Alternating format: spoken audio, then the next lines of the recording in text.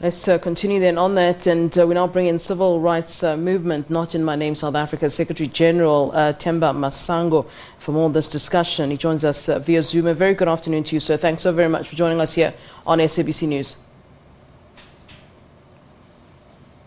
Good afternoon, Flo, and it's good to speak to you again. Hope you're well. Yeah. Let's start by talking about how Not in My Name as an organization is dealing with gender-based violence. How do you interact with men in your attempts to fight the scourge?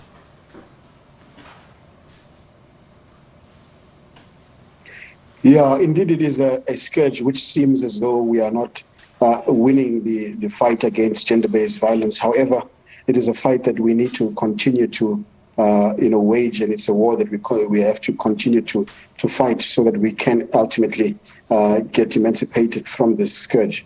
As you know, that we are currently running programs where we are in different areas such as Amashisanyama, bar places and pubs and Makawash most of the times, and where we're engaging with men, especially around issues of misogyny and the toxic masculinity that we sometimes manifest unknowingly, especially when men are amongst themselves.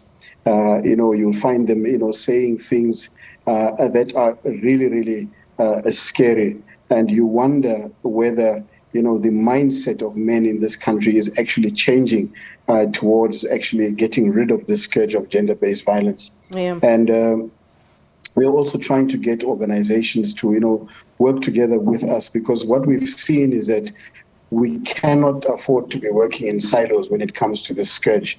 There are those who are very good administratively, there are those who are good on the ground and so on, but we need to come together with every single forward-thinking person in order for us to actually win this thing. Because I must be honest, every day you are hearing a story when you're just feeling good, hey, at least it looks like we are winning, and then the next day you hear something so terrible and so gut-wrenching. And we need, as men specifically, to be the ones that are really calling one another out, because we can't say that guys don't know rapists amongst them. They don't know who are the guys who are abusing amongst them, when women know who are their abusers and rapists. And we need to shun those people. We need to name and shame them, and really make sure that we do some tangible action about it, because we keep talking, and it seems as though nobody wants to do something tangible. And it's really heartbreaking, especially with what has been happening this past month. Yeah.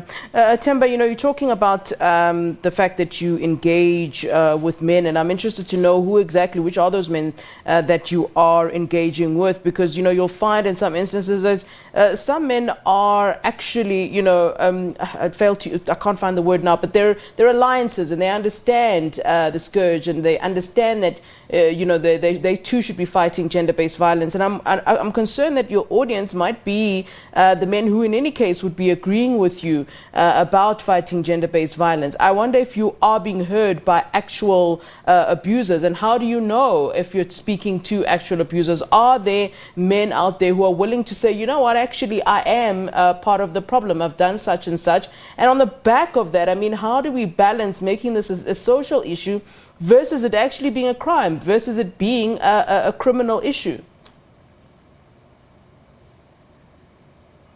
100%. And I think you're saying that, we shouldn't be preaching to the choir, as it were.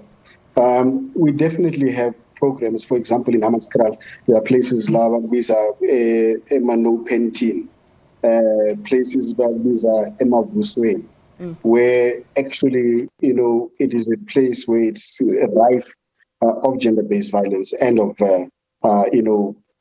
abuse of women. And we're going to those places, and at Tembisa, this past few weeks, we've been at certain pubs where we are actually talking to guys, everyday men, that are entering those places who just a story that's coming to mind now. There was a guy we were talking about Uguti. You were saying that women come to these places, Agana Mali, and then I buy her 6 savannah, and when I want to go home with her, such things. And we literally had to engage the guy to explain that, listen, when someone is coming here to enjoy themselves or to have drinks and so on, you buying them alcohol does not necessarily automatically mean, Uguti, now you must take her home and use her as you wish. You know, if ufunumuntu fanumshele, and then the person has got a right to say yes or no. So we need to be having such discussions, and those are the discussions that we are having with men. And I can safely say that it's not an easy job, you know, but that one that turns around. For example, Mr. Dube Elokshin, who was a genuine abuser. And, you know, he even wrote a letter to me the other day saying that he really appreciates the time that we spent with him, and just showing him, even though culture and religion and society says that you are the man of the house, you do not have to be toxic about that. You don't have to be violent in exercising your manhood. And those are some of the testimonies and stories that we do have. And rightly, as you've pointed out, there's no use for us preaching to the choir, talking to men who actually believe these things and so on.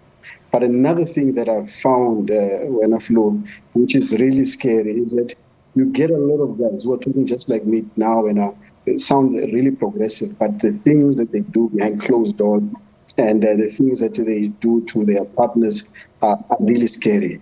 And most of these abusers are not people who you think. It's, you know, middle class, upper middle class guys,